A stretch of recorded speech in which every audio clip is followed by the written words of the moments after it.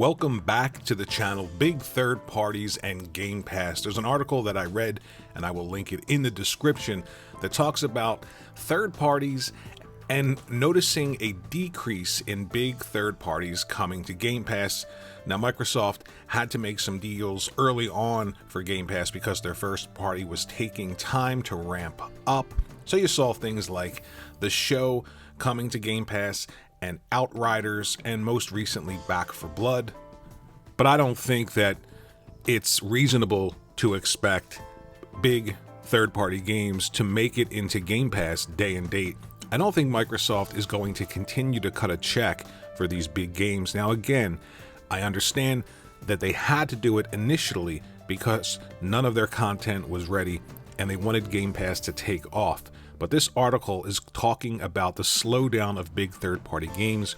In particular, Cyberpunk 2077 was rumored to be in Game Pass. The article talks about the deal that Microsoft had for marketing and the expectation that CD Projekt Red wanted as many people as possible to continue to play this game as they are updating it. We're getting closer to that next-gen patch for the PS5 and Xbox Series X and S for Cyberpunk 2077.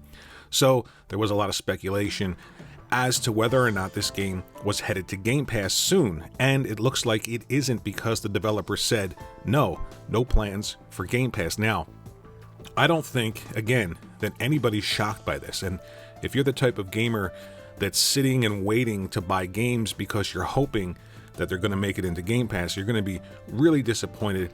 It's just not feasible for Microsoft to spend the kind of money that they would have to spend to get these really big games. They've got to pay these developers how much money they think they would make at retail over the lifespan of the game in order to offset the cost to the developers creating those games and then put them in Game Pass. It is not feasible for Microsoft to do that.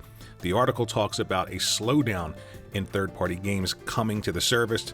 Quotes Outriders developer complaining about lost sales because of Game Pass, and it looks like Microsoft's first party is going to have to drive the adoption of Game Pass, and I think that's why you saw these bigger games early on coming to Game Pass, and a lot of people jumped up and down when they saw The Show or when they saw Outriders, and again recently Back 4 Blood.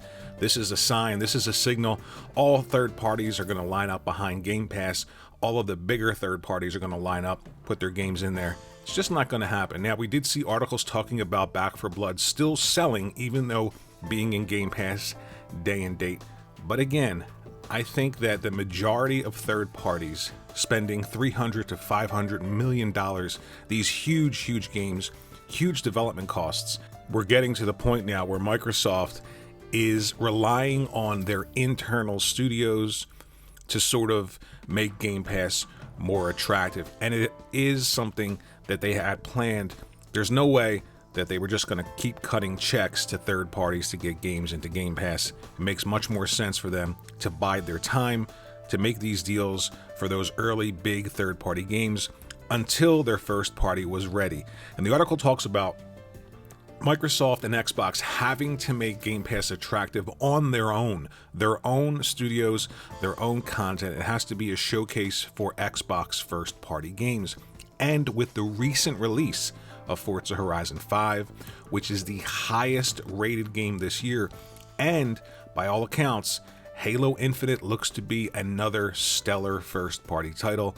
It looks like that plan, that time that they bought themselves by making these big deals with third-party games, again, which cannot sustain itself over a long period of time. They bought some time to get their studios ready to release their games, and if their games came out and weren't any good, they'd be in some trouble. But Forza Horizon 5, stellar game. The Halo multiplayer is trending ahead of Battlefield and Call of Duty, and the people who have the single-player Halo experience and have played it early have nothing but praise for it. So it does look like that early bet, that early deal that they made with third parties to keep Game Pass relevant is starting to wind down, and first party is starting to take over.